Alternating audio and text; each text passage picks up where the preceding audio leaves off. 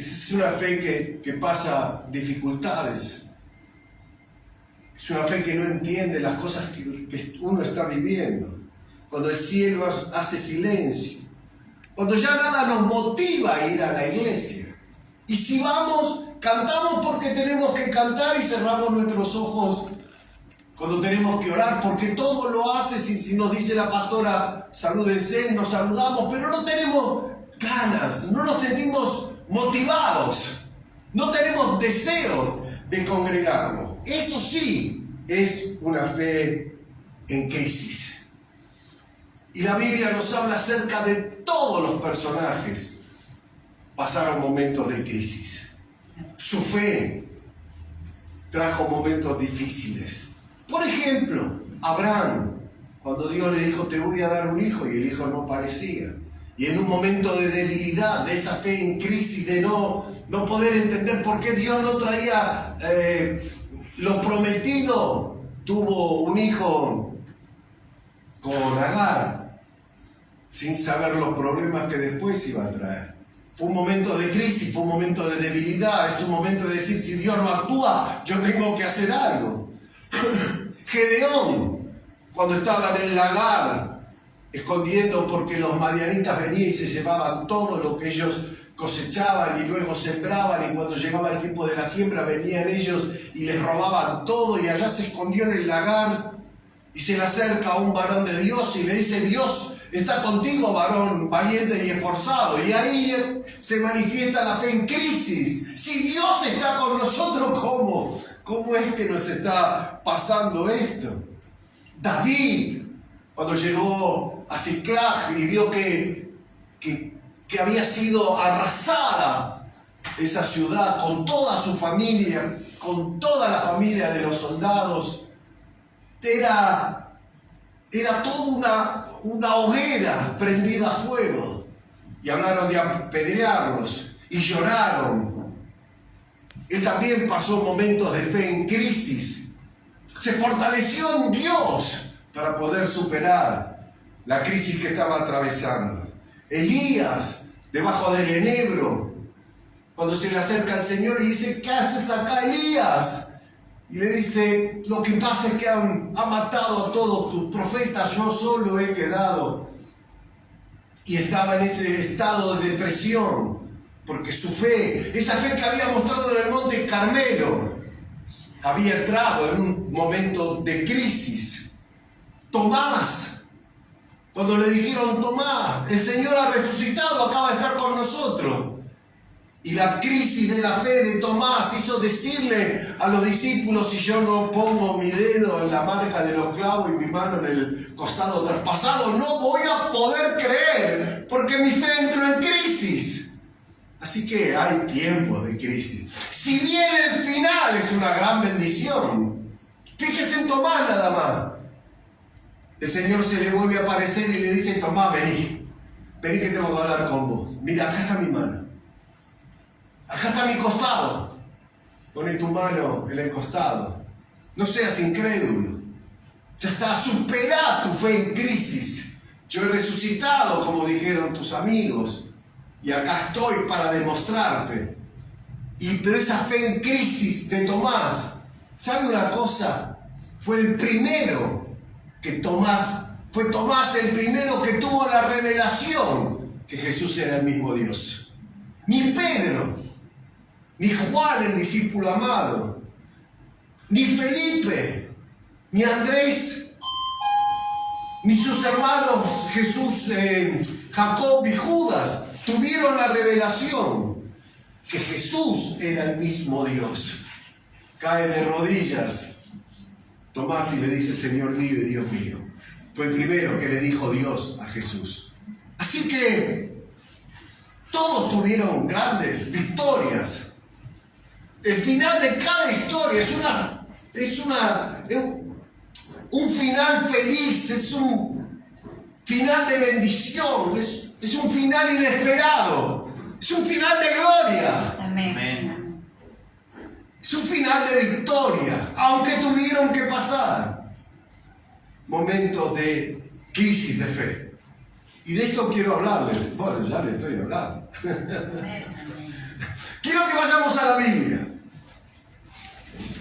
Y le voy a mostrar uno que tuvo su fe en crisis.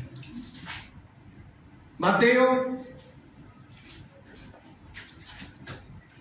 me van siguiendo, ¿no? Amén. Si no empiezo de nuevo, como le digo a los hermanos, no, siga.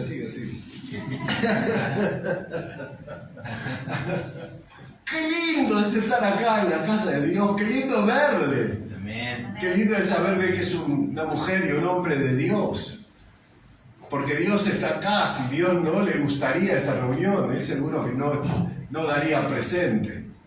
Pero qué lindo, mire hermano, cada vez que voy a una iglesia y siento lo que... Mire, quién sabe, nosotros estamos tan acostumbrados y allá en nuestra iglesia pasa lo mismo. Que los que vienen de afuera se dan cuenta de lo que hay adentro. Los que estamos adentro a veces ni nos damos cuenta del tesoro que tenemos. Amén. Pero cuando vemos que se eligió el tabernáculo y dice no pudieron entrar porque la gloria de Dios había llenado el tabernáculo de reunión. Aleluya. Majestuoso.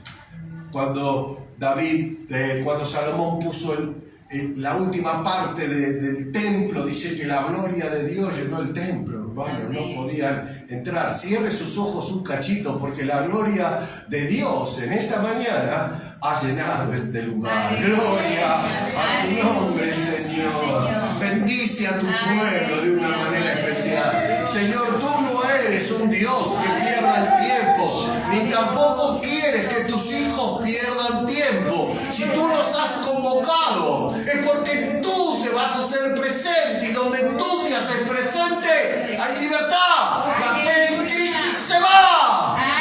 Se acrecienta nuestra fe y nuestros ojos verán tu gloria. ¡Aleluya!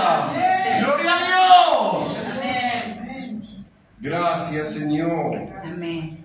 Qué lindo. ¿Encontraron? Mateo capítulo 11. Mire lo que cuenta. Cuando Jesús terminó de dar instrucciones a sus 12 discípulos, se fue de allí a enseñar y a predicar en las ciudades de ellos. Mire, escuche bien esto. Al oír Juan en la cárcel los hechos de Cristo, le envió 2 discípulos para preguntarle: ¿eres tú el que habías de venir o esperamos a otro? Una fe en crisis, ¿eh? Respondiendo Jesús le dijo: id y haced saber a Juan las cosas que oídes. Los ciegos ven, los cojos andan, los leprosos son limpiados, los sordos oyen, los muertos son resucitados, y a los pobres es anunciado el Evangelio. Y bienaventurado es aquel que no halle tropiezo en mí. Mientras ellos se iban, Jesús comenzó a decir de Juan. Jesús le dijo a la gente acerca de Juan: ¿qué saliste a ver al desierto? ¿Una caña cascada sacudida por el viento? ¿Qué saliste a ver? ¿A un hombre cubierto de vestiduras delicadas? He aquí los que llevan vestiduras delicadas en la casa de los reyes están. ¿Pero qué saliste a ver? ¿A un profeta? Sí, os digo, y más que profeta, porque este es de quien está escrito: he aquí yo envío mi mensajero delante de tu faz, el cual preparará tu camino delante de ti. De cierto os digo, entre los que nacen de mujer no se ha levantado otro mayor que Juan el Bautista, pero el más pequeño en el reino de los cielos mayor es que él. Venía el Señor hablando acerca de Juan el Bautista, pero después dijo: cuando nace uno más en el reino de los cielos, aún es mayor que Juan el Bautista. Desde los días de Juan el Bautista, versículo 12, hasta ahora, el reino de los cielos sufre violencias, y los violentos lo arrebatan, porque todos los profetas y la ley profetizaron hasta Juan. Y si queréis recibirlo, él es aquel Elías que había de venir. Y terminó diciéndoles: el que tiene oídos para oír, oiga. Qué bárbaro, ¿no? Ahora usted va a ver algo, por lo menos a mí me impactó, Dios quiera que también le impacte a usted, sobre el final de la predicación. Pero quiero contarles un poco la historia de Juan el Bautista. Si usted ha leído la Biblia, creo que sí la conoce. Saben que Juan el Bautista era primo, le llevaba 6 meses y era primo de Jesús. Elizabeth, la mamá de Juan el Bautista, y María eran hermanas. Desde antes de nacer, él tuvo un encuentro con el Señor. Para aquellos que están a favor del aborto, el primero que tuvo un encuentro con el Señor fue un no nacido. Del Nuevo Testamento, el primero todavía no había salido del vientre de su mamá cuando tuvo un encuentro con el Señor. Dice que saltó en el vientre de Elizabeth esa criatura, y en el vientre de Elizabeth Juan el Bautista fue lleno del Espíritu Santo. Amén. Zacarías, su padre, ya era un hombre viejo, era sacerdote, era un hombre viejo, la mamá también. Así que si creen los teólogos que él quedó huérfano a muy temprana edad, aún siendo muy jovencito. Sus padres habían fallecido y él se crió solo. Él podría haber seguido el sacerdocio de su padre, haber heredado el sacerdocio de su padre, pero él renuncia a todo esto porque Dios tenía un propósito mayor. Dios quería revelarse en la vida de él y que él tuviera un encuentro con el Señor, y no solamente estar lleno de teorías, estar lleno de libros y de enseñanzas, pero nunca haber tenido un encuentro con el Señor. Se va al desierto a predicar, y esto es fantástico para aquellos que dicen este lugar es duro. Vaya a predicar al desierto, prediquen en las palmeras. Pero ¿saben qué? Dicen que de las ciudades salían a escuchar el mensaje.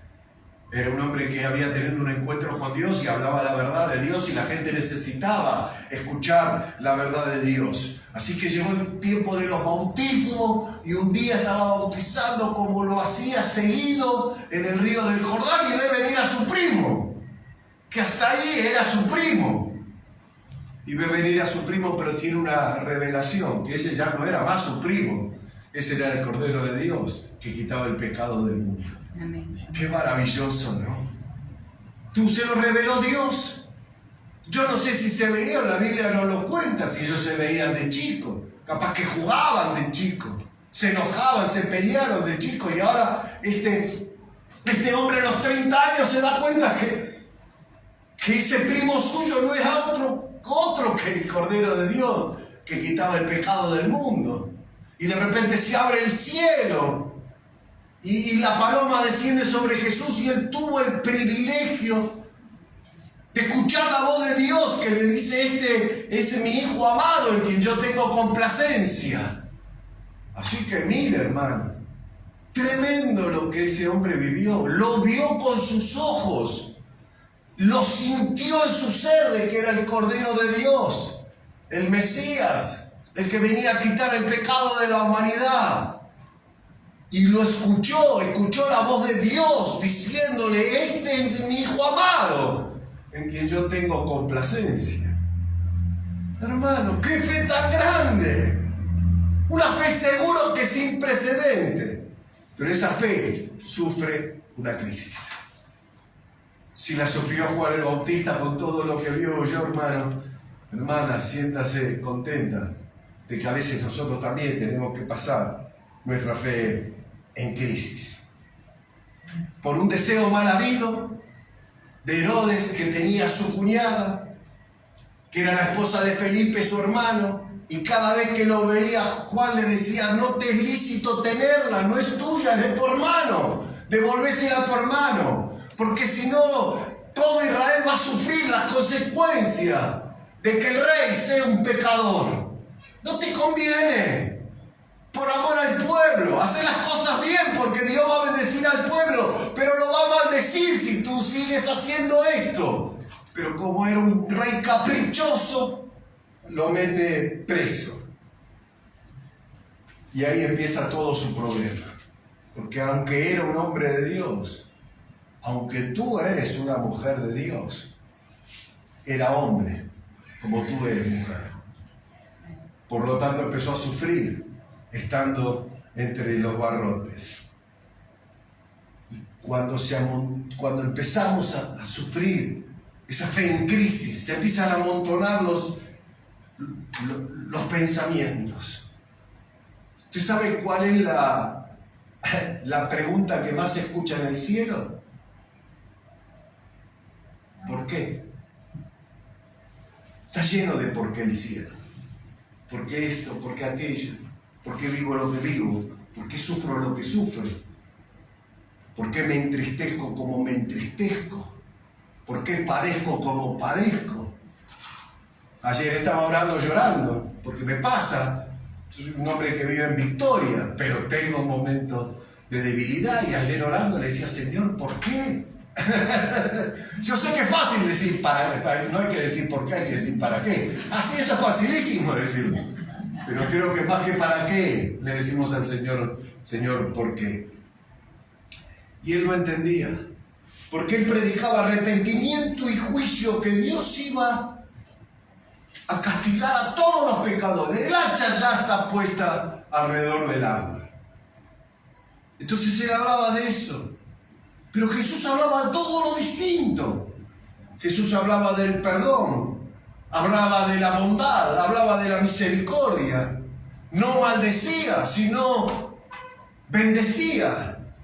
Y eso lo confundió a Juan.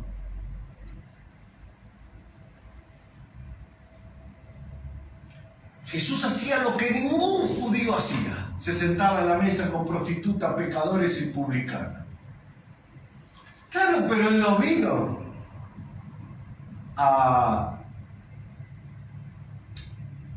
enfrentar a la ley.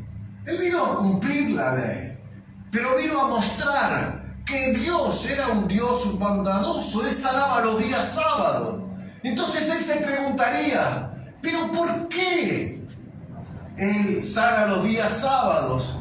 Si eso las escrituras no nos dicen. Él está en contra de las costumbres de los ancianos. Como decía el mismo Jesús, invalidaron la ley de Dios por las costumbres de los ancianos. Y la última, y la más fuerte de todas, y la más difícil de entender es, ¿por qué no está acá conmigo? ¿Por qué estoy acá? Si es mi primo, que hace tantos milagros, ¿por qué no me vino a sacar de esta fría y oscura cárcel? Esa era la peor de todas. Qué difícil es encontrar una acertada explicación. Sentirse abandonado por Dios.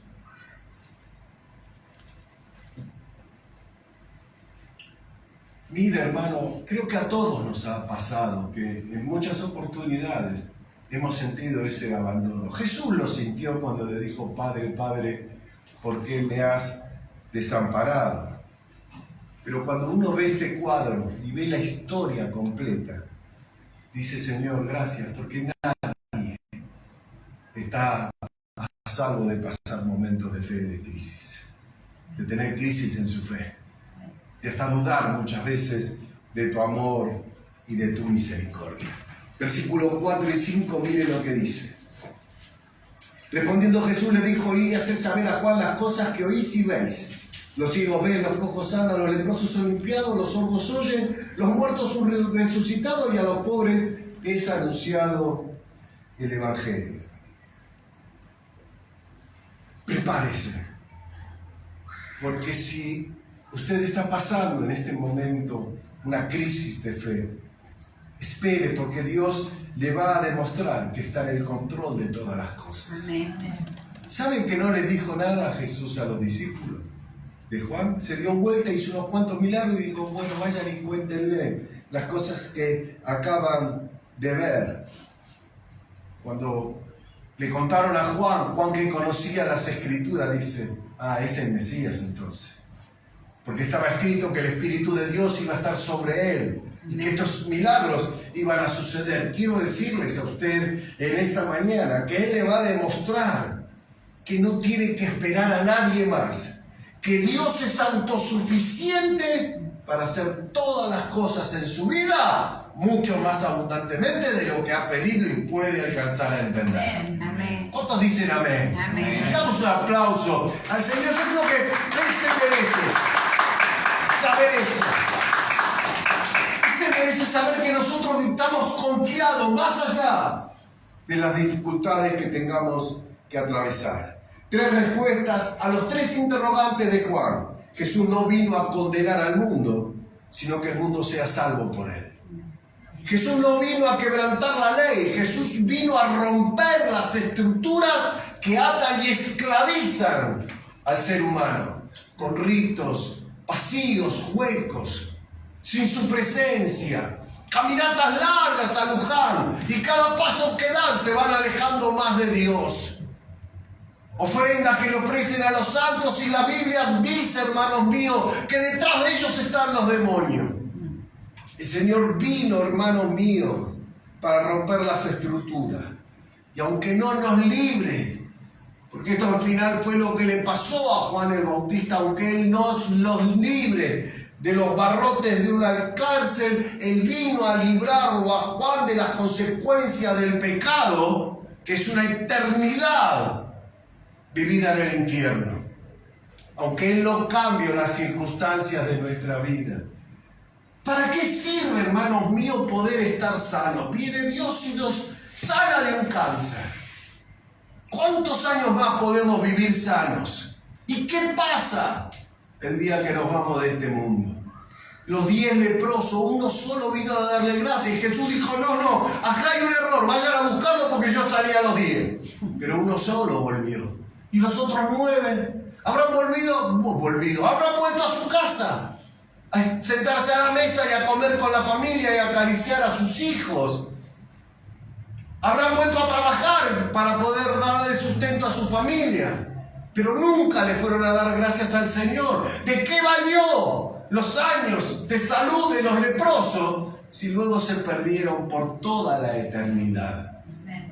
Así que era mucho más importante que el Señor no librara a Juan de los barrotes, pero sí que lo librara de la condenación. Amén. Y el final de la historia, usted la conoce. A Juan lo decapitan,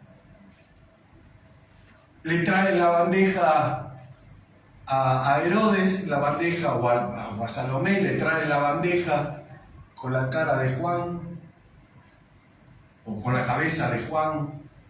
Y yo me imagino la cara de Juan, sin ritus, sin enojo, sin tristeza, sin una lágrima derramada, pero sí una sonrisa en su rostro, aunque lo decapitaron, porque ya supo en ese momento que no tenía que esperar a nadie más, que Jesús era quien decía que era. Amén. Que Él era el Mesías, que Jesús era todo lo que Él necesitaba, aunque su vida la terminó detrás de los barrotes. Quiero que vayamos al versículo 7. Dice, mientras ellos iban, comenzó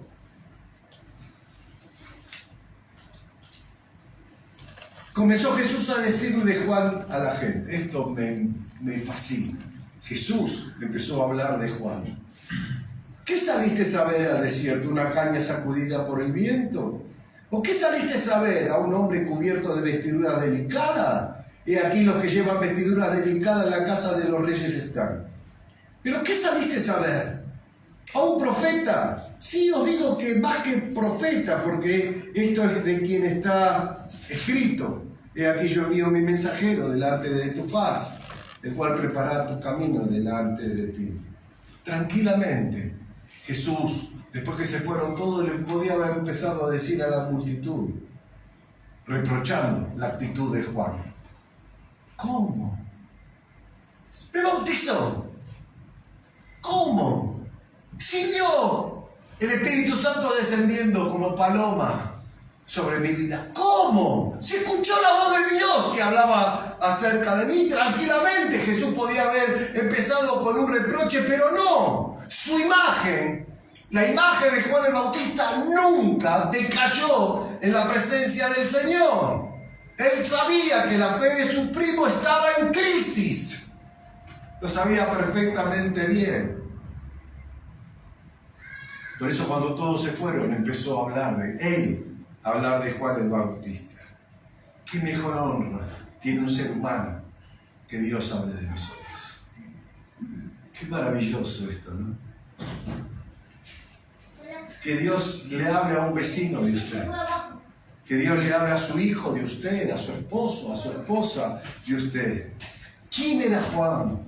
Juan era una caña sacudida por el viento. Si venía un viento del sur, lo tiraba para un lado, y se venía el viento del norte, lo sacudía para el otro. Ni él ni nosotros tenemos que ser sacudidos, hermanos. No somos una caña cascada, sacudida por el viento. Somos hombres y mujeres de fe, aunque nuestra fe pase por momentos de crisis. Nuestra fe no está fundada en lo que va a pasar en octubre con las elecciones. Nuestra fe no está fundada si el dólar sube o baja. Nuestra fe está fundada en Dios. Dios es el que nos sostiene. Dios es el que cuida de nosotros. Si cuida de las aves del cielo, también cuidará de nuestra vida. Ni la moda ni los vientos de las costumbres mundanas ya no nos sacuden nada más eso. Ahora nos mantenemos firmes en las cosas de Dios. Se vestía como un hombre de la época de las cavernas. Juan era un hombre que no llamaba atención sobre sí mismo, pero la gente lo respetaba. La gente lo escuchaba con agrado. La gente le pedía consejos. La gente se iba y se bautizaba por ese hombre porque sabía que ese hombre era un hombre de Dios de verdad, que había dejado todas las comodidades, que había dejado todo su futuro en la mano de Dios, que había dejado la ciudad para irse al desierto porque Dios lo había mandado al desierto, que pasó momentos difíciles, que tuvo crisis, que su fe se debilitó, que pensó que necesitaba a alguien más, que Jesús no era suficiente para él. Pero era un hombre totalmente distinto. Lo admiraba la gente, porque los conducía por un camino que los llevaba realmente a la presencia de Dios, que no se andaba con vueltas, que les decía a la gente qué tenían que hacer para poder hacer la voluntad de Dios. Y Jesús habla de Juan. Jesús habla de Juan el Bautista y dijo lo siguiente: escuche esto. No hubo nadie más grande que él. No hizo un solo milagro. No hubo un hombre más grande que él en la tierra. Ni David fue más grande que él. Ni Moisés fue más grande que él. Lo dijo Jesús. Aunque su ministerio fue corto, aunque tuvo dudas,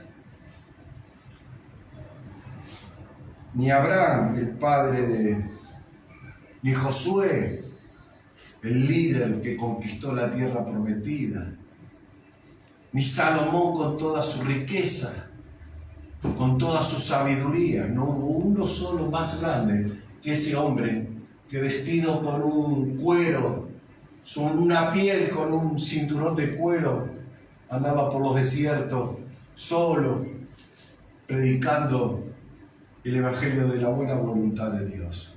No hubo uno más grande que él. Pero ¿sabe una cosa? El día que usted nació, usted fue lo más grande para Dios. Amén. Porque uno que nace en el reino de los cielos, más grande que Juan el Bautista. Quiero decirle que Juan ocupó un segundo lugar el día que usted nació. El primer lugar para Dios ese día lo tuvo usted. Amén. ¿Qué me cuenta? Qué maravilla, hermanos. Aunque nuestra fe esté en crisis, qué lindo es que el cielo hable de nosotros. Qué lindo que Dios se tome un tiempo para hablar de usted y de mí. Amén. ¿Qué le parece si oramos? Incline su rostro.